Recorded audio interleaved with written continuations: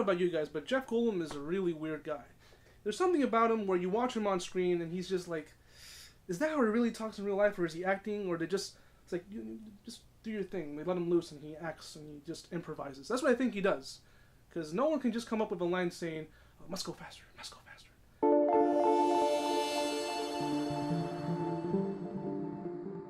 Anyway, this is Best Top 5. I'm Best Guy, and today we're talking about the top 5 Jeff Goldblum films. Jeff Goldblum has an interesting career.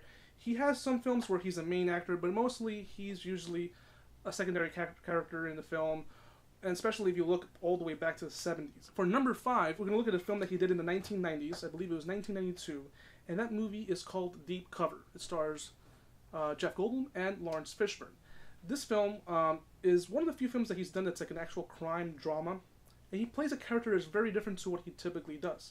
He plays a character that is very on the edge. There's a sequence with him in a car where he's giving the speech, and it's really aggressive. And we really don't see that in Jeff Goldblum. Jeff Goldblum usually plays eccentric roles. He plays either scientists or really nerdy characters. In this film, he doesn't play that. So I put it on this list because it goes out of the norm, and not many people know about this film. For number 4, he's not the main character in this film, but he does play a pivotal character in the film.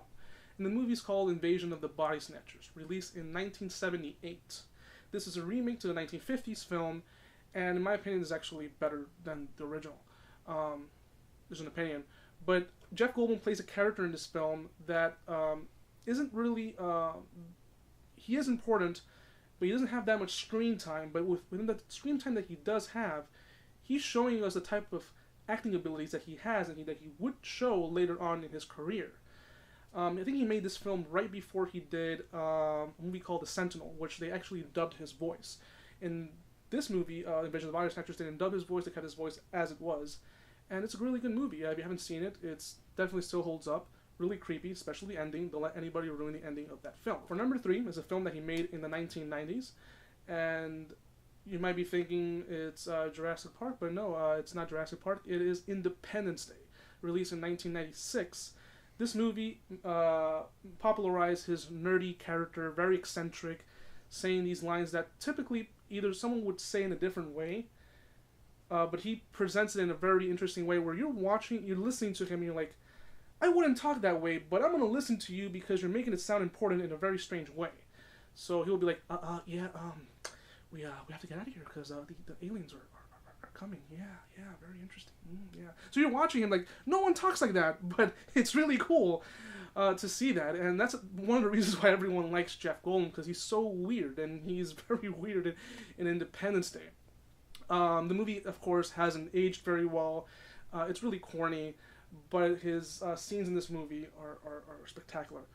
There's a sequence where he figures out how to defeat the aliens, and he's like, oh, we can just upload a virus into this computer that it'll work.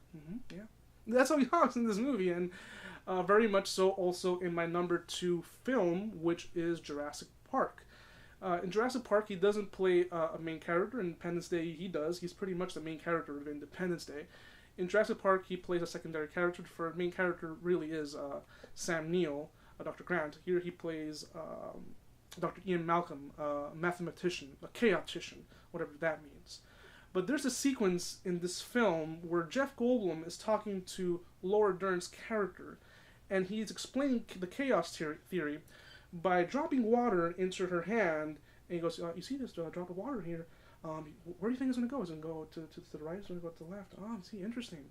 And then she walks out of the car, and so does Sam Neill. He's like, now I'm here in this car, sitting by myself and talking to myself. That's chaos theory. That's chaos theory. So, like, was Steven Spielberg really, like, did he have this on the script, or was it improvised? I don't know, but it's really cool, and we want to see more of that. That's what makes Jeff Goldblum the way he is. I really think this is how he is in real life. For number 1, we have a film that he was released in 1986, directed by David Cronenberg, and I still think it's David Cronenberg's best film, and that is The Fly.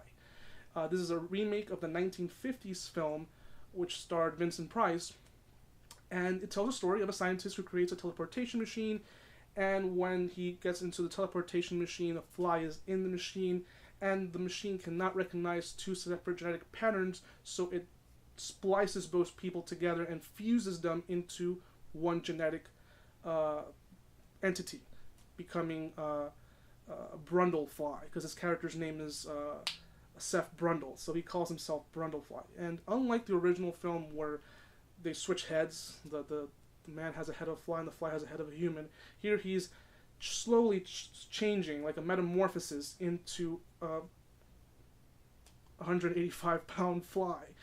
It's gross as hell. It's a gross film, but Jeff Goldblum gives some of the best dialogue he's had in any film.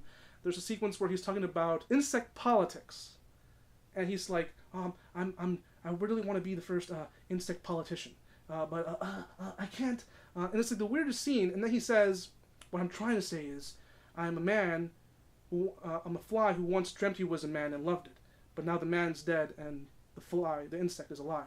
And that sequence had been given by someone else, it would have sounded really corny, but when Jeff Goldblum gives that line, it's very eccentric and strange and weird, and it makes you unsettled, and it works so well for this film. Had someone else played the character of Seth Brundle, I don't think this film would have been as much memorable as it is. Even though the effects are really good, Jeff Goldblum's performance is just as good or even better.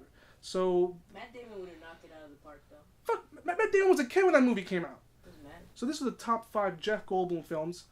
I'm Vest Guy, and this was Vest Top 5, and life finds a way.